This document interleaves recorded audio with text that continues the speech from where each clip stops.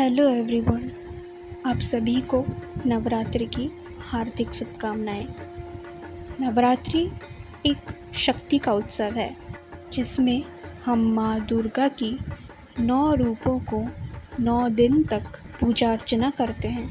तो आज इस नवरात्रि के अवसर में हम माँ दुर्गा की 9 रूप और उनसे जुड़ी कुछ अनसुनी कहानियाँ चर्चा करेंगे। देवी सती ने अपनी शरीर को अग्नि में समर्पित कर अपने देह त्याग देने के बाद उन्होंने इस संसार में फिर से जन्म लिया, पर्वतों के राजा हिमालय की बेटी के रूप में, जिसको हम आज माँ शैलपुत्री के नाम से पूछते हैं। शैल्य यानी पर्वत और पुत्री यानी बेटी। माथे पर अर्धचंद्र लिए, दाहिने तरफ एक त्रिशूल और बायां हाथ में एक कमल का पुष्प, नंदी जी पर सवार माँ दुर्गा का यह प्रथम रूप हम नवरात्रि के पहले दिन पूजते हैं। माँ शैलपुत्री शक्ति और भक्ति की प्रतीक है।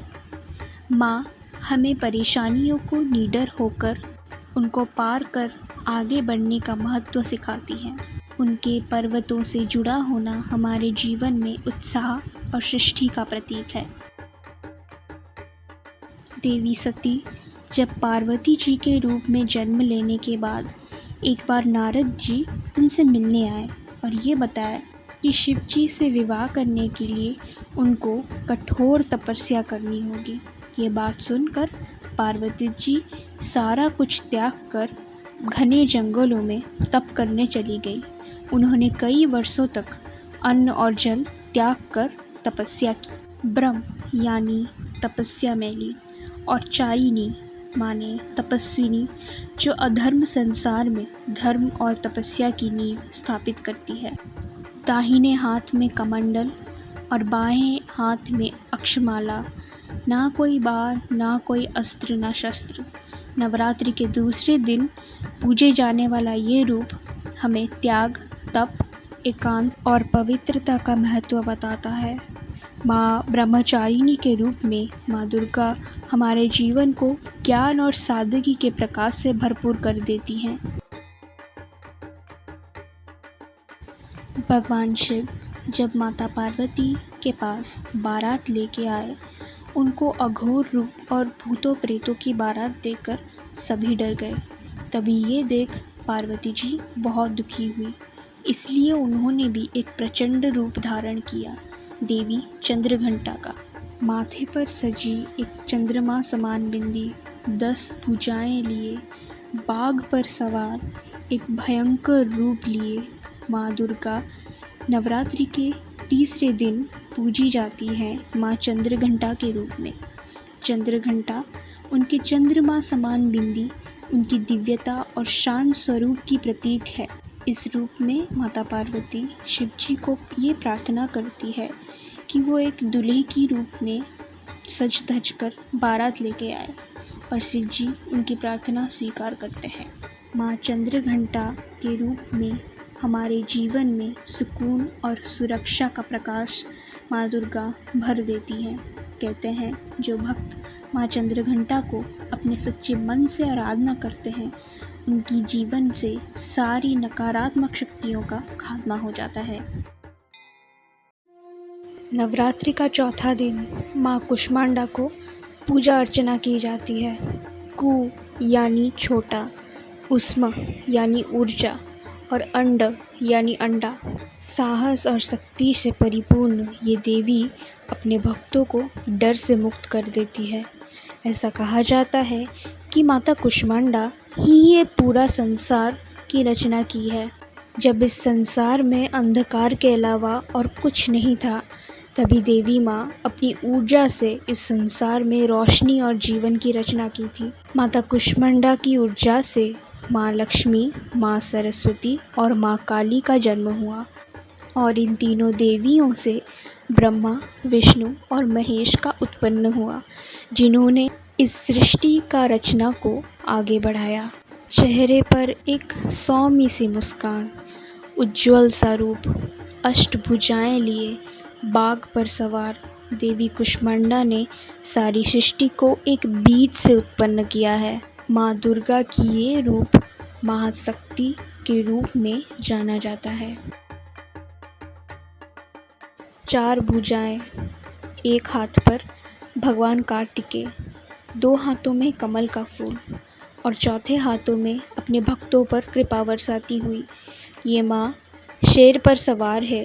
और ये दुर्गा माँ की पंचम रूप नवरात्रि के पंचम दिन पूजा की जाती है। स्कंद यानी कार्तिकेय की माँ। शिव और पार्वती जी के विवाह के बाद उनके मिलन से एक ताकतवर बीज का जन्म हुआ, जिसके रक्षा का काम स्वयं अग्निदेव किया करते थे। इस बीज की ऊर्जा इतनी तेज थी कि स्वयं अग्निदेव इसे सहन नहीं कर पाए और इस बीज को माता गंगा को सौंप दिए। और इस बीज से स्कंद यानी कार्तिकेय का जन्म हुआ, जो स्कंद माता के पुत्र होने के साथ साथ देवताओं के सेनापति बने। देवी स्कंद माता परिवार और मैत्रित्व की महानता की भावना का प्रतीक है। 4 भुजाएं, एक में तलवार, एक में कमल का पुष्प, शेर पे सवार और 2 भुजाओं से अपने भक्तों को आशीर्वाद देती हुई उनकी रक्षा करती हुई माँ कात्यायनी नवरात्रि के छठे दिन पूजी जाती हैं। माँ दुर्गा की ये रूप साहस और समर्थ और शक्ति का प्रतीक है, जो राक्षस पर दिव्य शक्ति का विजय को दर्शाती है। कात्यायनी का अर्थ ये होता है कि महर्षि कात्यायनी की कन्या। महर्षि कात्यायन की कोई संतान नहीं थी, इसलिए उन्होंने त्रिदेव को प्रसन्न करने के लिए घोर तपस्या की। तब उन तीनों ने अपनी शक्तियों की मेल से एक कन्या की रचना की और इस कन्या में हजारों सूरज जितनी तेज थी। माँ दुर्गा का ये रूप, जिसने महिषासुर जैसे असुर के अत्याचारों से धरती को मुक्त दिलाया था, इसलिए इनको महिषासुर मर्दिनी के नाम से भी जाना जाता है। एक बार जब पूरा देवलोक असुरों के अत्याचारों से परेशान हो चुका था, तब इंद्रदेव ने शिवजी और पार्वती जी से मदद मांगने कैलाश पर्वत गए और उनकी मदद सुन के देवी पार्वती उनकी सहायता के लिए ये प्रचंड रूप धारण किया। कालरात्रि, जिसका अर्थ होता है अंधकार और बुराई को मिटाना। नवरात्रि के 7वें दिन माँ दुर्गा की ये रूप को पूजा अर्चना करते हैं। देवी पार्वती जी का ये रूप दया, साहस और नैतिकता का प्रतीक है। उनकी उपासना से हमारी आत्मा पवित्र हो जाती है।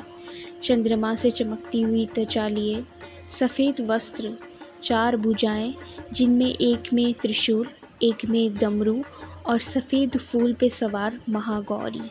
नवरात्रि के 8वें दिन दुर्गा माँ का ये रूप महागौरी के रूप में पूजे जाते हैं।